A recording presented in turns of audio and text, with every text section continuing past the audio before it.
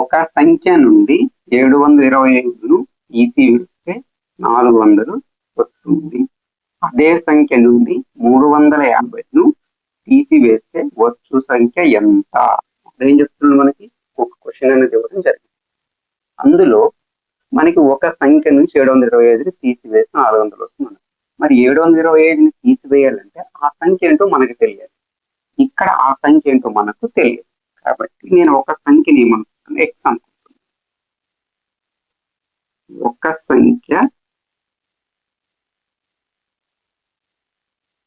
X అనుకుంటే నేను X అనుకున్నాను. ఈ సంఖ్య నుంచి ఏం చేయమంటుంది? ఇప్పుడు 725 తీసివేయమంటుంది. అంటే ఎక్స్ మైనస్ 725. ఈ ఎక్స్ నుంచి 725ని తీసివేస్తే ఏం వస్తుందని చెప్తున్నారు? 400 వస్తుందని చెప్తున్నారు. కాబట్టి ఈ 400 వచ్చింది. ఇప్పుడు చూడండి, ఎక్స్ ని అలాగే ఉంచేసి 400 ఈ 725 మైనస్ ఇది కూడా దాటొస్తే ఏమొస్తుందంటే ప్లస్ అవుతుంది. అప్పుడు 725 అనేది అవుతుంది.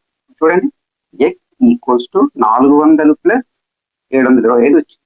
ఇప్పుడు 400కి 725 తర్వాత ఎంత వస్తుంది మనకి? 5, 2, 11. అంటే ఎంత వచ్చింది ఎక్స్ వాల్యూ వచ్చేసి? X equals to 1120. అంటే మనకు కావాల్సిన సంఖ్య ఎంత అంటే 1120. అప్పుడు మనకి ఎక్స్ వాల్యూ అనేది వచ్చింది. ఇప్పుడు ఏం చెప్తున్నారు మళ్ళీ? అదే సంఖ్య నుండి 350ను తీసివేస్తే వచ్చు సంఖ్య ఎంత? అంటే ఏదైతే మనకి ఎక్స్ వాల్యూ వచ్చిందో, అంటే 1120 వచ్చిందో, ఈ నంబర్ నుంచి మళ్ళీ ఏం చేయమంటున్నారు? 350ని తీసివేయమంటున్నారు. సిన్స్ ఇప్పుడు ఏం చేయాలి? 1125 నుండి 350ని తీసివేయాలి. తీసివేస్తే ఏమొస్తుంది చూడండి ఒకసారి.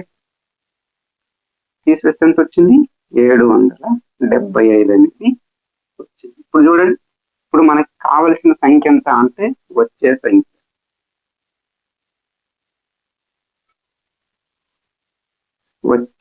వచ్చిందంటే 775.